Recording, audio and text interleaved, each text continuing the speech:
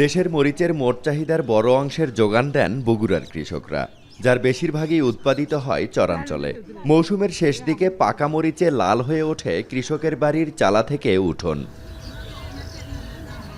ভোরের আলো ফুটতেই নৌকা বোঝাই এসব শুকনো মরিচ নিয়ে যমুনার তীরবর্তী হাটের উদ্দেশ্যে ছোটেন চরাঞ্চলের কৃষকরা। মৌসুম চলাকালে নদীপাড়ের কয়েক ঘন্টার হাটগুলো কৃষক পাইকারের হাক ডাকে মুখর হয়ে ওঠে।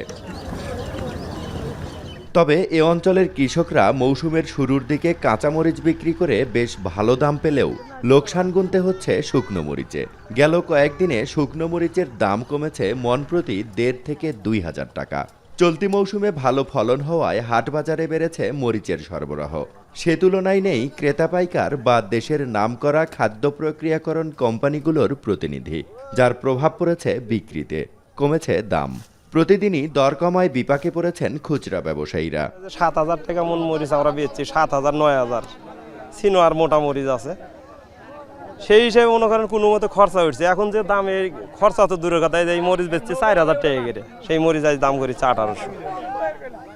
এই হিসেবে খরচা উঠে না। কাঁচা যখন বেচলাম, ধরেন প্রথম বেচলাম হলে আপনার ১০০ টাকা কেজি, পরে আস্তে আস্তে আপনার ধরেন তারপরে তোলা যায়, সে দাম কমে এলো ৭০ টাকা কেজি। এরপরে আবার আরেক তোলাত গেলাম, তারপর মনে ধরেন ৫০ টাকা কেজি। এই ৫০ টাকা কেজি বেচার পরে থেকে আপনার ১৬ টাকা কেজি পর্যন্ত আমি বেচছি। ২২-৩০ টাকা পড়ে যায়, ২৫০ টাকা চাইলে তাও বিক্রি হতে চায় না। বাজার কম, খাবে না সময়। মূল কথা বাজার কম, ঢিল, বেচা কেনার সমস্যা। হ্যাঁ, ৭,০০০ টাকা কেনা হচ্ছে মোটা মরিচ, এখন বিক্রি হবে হয়তো ৭,১০০-২০০ এরকমই। একবার পঞ্চগড়ের মরিচটা এখন নামার কারণে বাজার কমে গেছে, এর আগে ৮-৯ হাজার বাজার আছিল। শুকনো মরিচে যখন প্রত্যাশিত দর না পাওয়ার অভিযোগ কৃষকের, তখন কৃষি বিভাগ বলছে উল্টো কথা।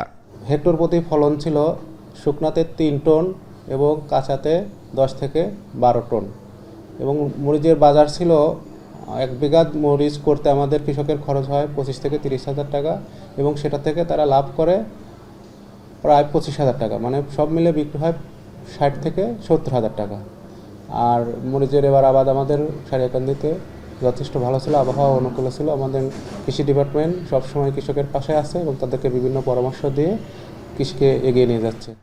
এবছর বগুড়ায় ৫,৭০০ হেক্টরের বেশি জমিতে মরিচের আবাদ করা হয়েছে, যার মধ্যে প্রায় ৩,৫০০ হেক্টরই যমুনার চরে।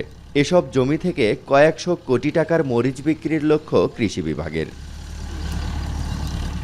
রাজীব সেলিম, এখন, বগুড়া।